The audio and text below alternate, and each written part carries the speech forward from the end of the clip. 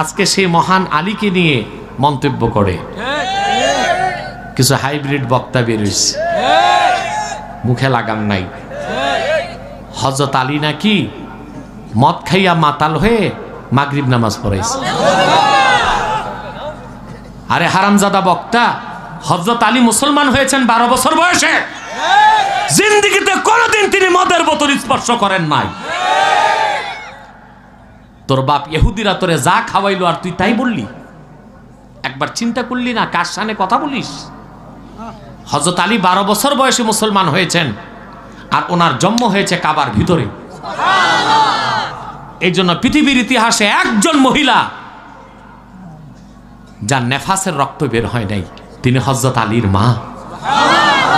কারণ হযরত আলী জন্ম নিয়েছেন বাইতুল্লাহর ভিতরে, নেফাসের রক্ত বের হলে কাবা নাপাক হবে, আল্লাহ তা হইতে দেন নাই। সুবহানাল্লাহ, সুবহানাল্লাহ।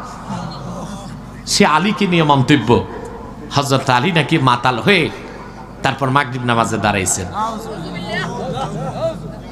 আমি তো বহু আগেই এই হাইব্রিড বক্তাগুলোরে কাফের ফতোয়া দিয়েছি। আলেম ওলামা তো আমার বিপক্ষে অনেকেই ছিল, এখন সব লাইনে চলে আসছে। তো ঘুরে ফিরে তো ওস্তাদের কথাতেই ফিরতে হয়, তাই ফিরাটা আগে ফিরলে হয় না? সারা দেশের আহলে সুন্নাত আহলে হক এই হাইব্রিড বক্তাকে পরিত্যাজ্য ঘোষণা করেছে, কিন্তু কিছু দল মরাটারে খাড়া করতেছে। বেশিক্ষণ খাড়া রাখা যাবে না।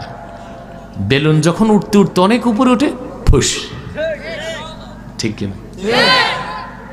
আপনারা বুঝেন না, একটি বক্তা তার আলোচনায় নাই কোনো ধারাবাহিকতা, নাই কোনো বিষয় ভিত্তিক আলোচনা, নাই কোরআনের আয়াত, নাই হাদিসের কথা, তো মানুষ জমায়েত হচ্ছে কেন?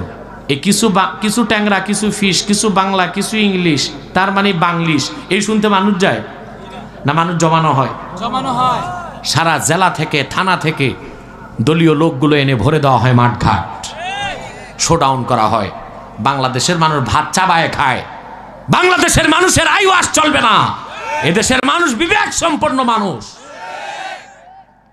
আমি বলবো তোমাদেরকে, মরার দায় তোমরা নিও না, নতুবা নিজেদের মরতে হবে, ঠিক কিনা? হযরত খাদিজার শানে বেয়াদবি। কে মা খাদিজা তুমি জানো? মা খাদিজার শানে বলা হয় তিনি বুড়ি, কালো, 3 বারের তালাক্কা, ইনট্যাক্ট ছিল না। মিয়া, তোমার আমার মাকে যদি কেউ এই কথা বলে বরদাস হবে? কে মা খাদিজা? কে? হাদিস সাক্ষী। ইন্তেকালের পর রাসূলুল্লাহ সাল্লাল্লাহু আলাইহি ওয়াসাল্লাম জুব্বা মুবারক লাশের সাথে দিয়ে দিয়েছেন কবর। আমার নবী চেহারাটা বারবার কাবার দিকে ঘুরান, খাদিজার চেহারা সোজা হয়ে যায়। হুজুর ভয় পেয়ে গেলেন, কি খাদিজার উপর আল্লাহ কি নারাজ নাকি? আবার ওহী চলে আসলো, আল্লাহ বললেন, হাবিব, খাদিজার চেহারা দুনিয়ার কাবার দিকে থাক, আমি চাই না। আমি চাই খাদিজার চেহারাটা আমার আরশে আজিমের দিকে থাকুক। সুবহানাল্লাহ।